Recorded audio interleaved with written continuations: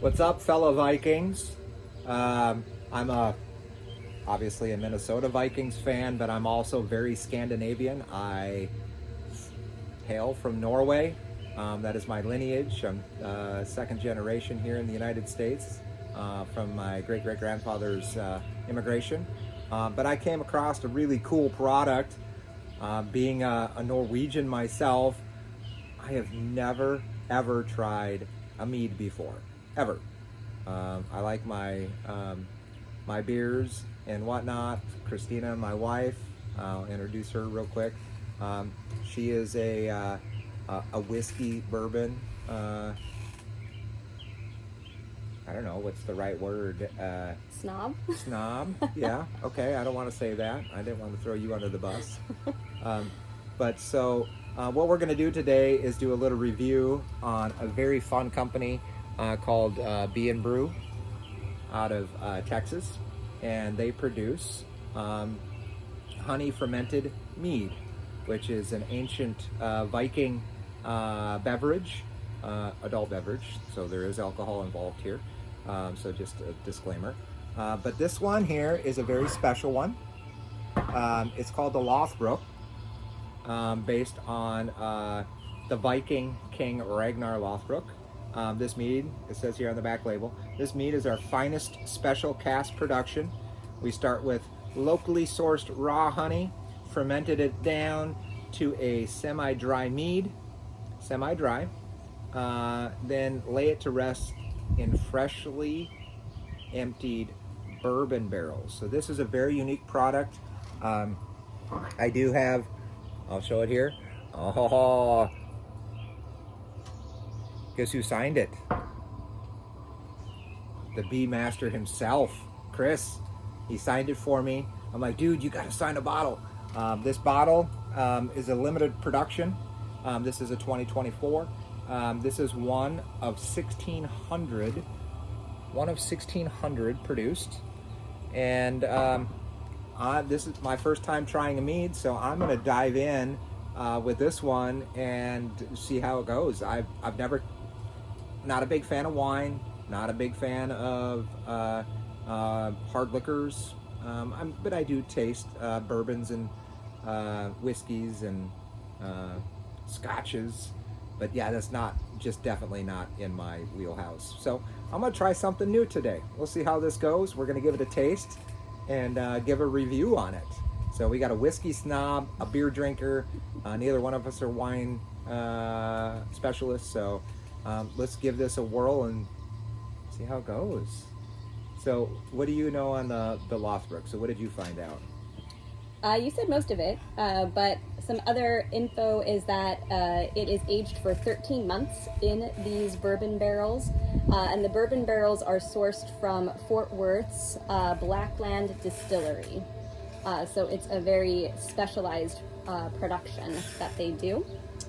Yeah, everything else was on the back of the bottle that you read already. So what does it mean to be aged 13 months in a bourbon barrel? Why does that matter? What does it do? It takes on the flavor from the barrel, because every time you age something in a barrel, well, and this had bourbon in it, so it's going to take on supposedly the flavors and the profile of the bourbon that was previously in it. So it should add some complexity and depth to the product itself. Right on. Well, so we're gonna pour a little sample here and give it a whirl. Again, I don't know what my reaction is going to be, but fuck it. Yes, I swore. Let's do some Viking, pillaging here. We got this beautiful bottle and we're gonna pillage it and see what the outcome is. So are you ready? Are you excited? Yeah, let's do So it. again, this is the Lothbrok, limited quantity production. And this is the early 2024 bottle. So we're going to open it and see how it goes. This is currently sold out, by the way. They're doing more production, I believe, in October of this year. It is July currently. All right, Josh, let's do this and not spill it all over the place. All right, so we got a wood top with a synthetic cork. I know once we open this bottle, that we do have to refrigerate it. It is currently at room temperature. I did not refrigerate it beforehand, so I wanted to taste it just as, you know, normal room temperature. So let's pour the lady a glass. Just a sample.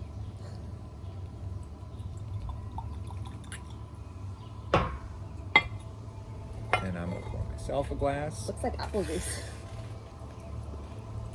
So again, I've never had mead before. Ooh, it smells like apple juice. It does. Interesting. Fruity. I got maybe a little apricot. Apricot. Or something, one of those stone fruits. So we're not drinking in the most appropriate glasses, but I like these because these are used for whiskey tasting. These are great for tastings. These, I think, are actually perfect. The way that the glass is shaped, it allows for the aroma to come up through the top of the glass so you can nose it before tasting it.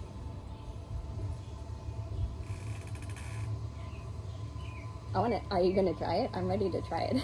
I'm not quite ready to. I'm still like digesting the smell. I mean, it smells very sweet, a little tart.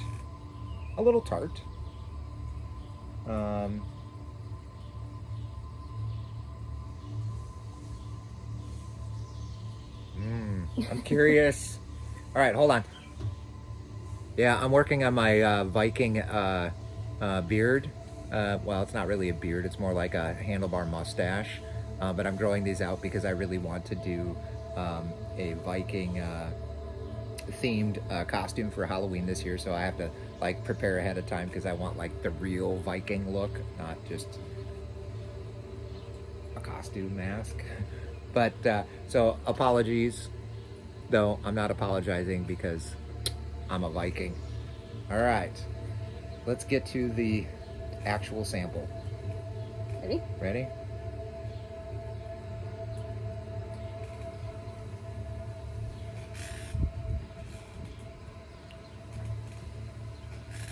Oh, that's really interesting.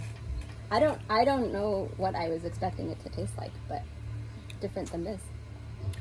I think it tastes like it smells. That tart, almost like... This is really good. I like this. I would chill it. I think this would be really good chilled, which it will be after today. It's definitely very fruity. So this is made from honey. So it's going to have a sweet taste to it. But it's actually, it's kind of really sweet, in my opinion. I actually think it's even not. with its tartness. I actually think it's less sweet than what I was expecting. To me, it tastes less sweet than it smelled, which I would say is a good thing. I don't want something that's too sweet for me personally. I feel like you can drink more of it if it's not like overly sweet.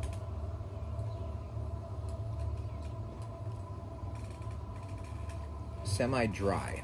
So, do you taste the dryness? Mm-hmm. Yeah, I like it. The aftertaste? Mm-hmm. It doesn't quite drink like a wine.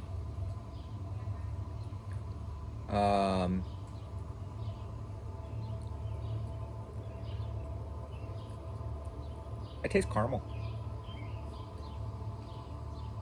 You taste caramel? No? It's not spicy. So I'm trying to figure out like the bourbon barrel, where it came from, because a lot of times, you know, you get that earthy. Mm-hmm. I get that a little bit, a little spice, a little oaky. There's something in the when I first took a sip, there's like a little bit of like a zing.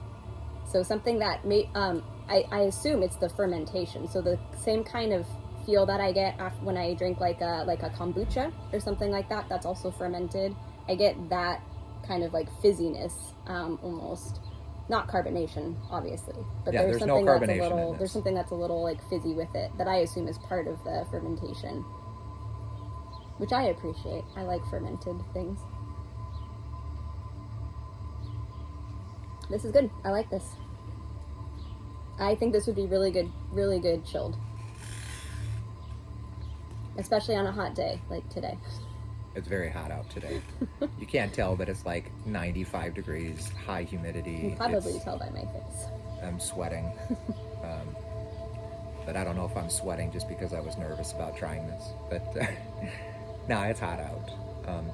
So anyways, so we got here B and Brew, Lothbrok. I don't know how to put that. Oh, does that not go back in? Ooh, I don't know.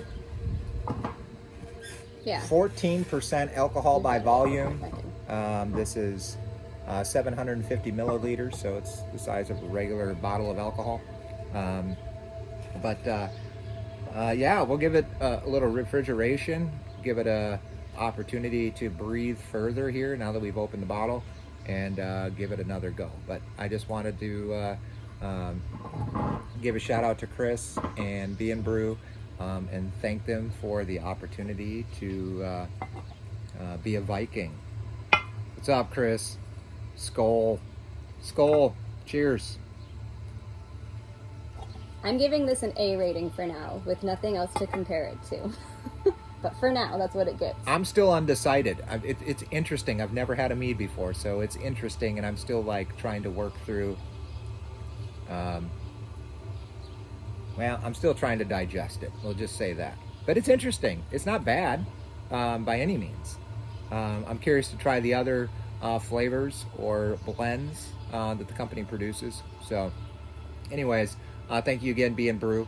We're going to sign off here because this is already getting way too long. And we'll check you guys all soon. All right, thanks. Bye.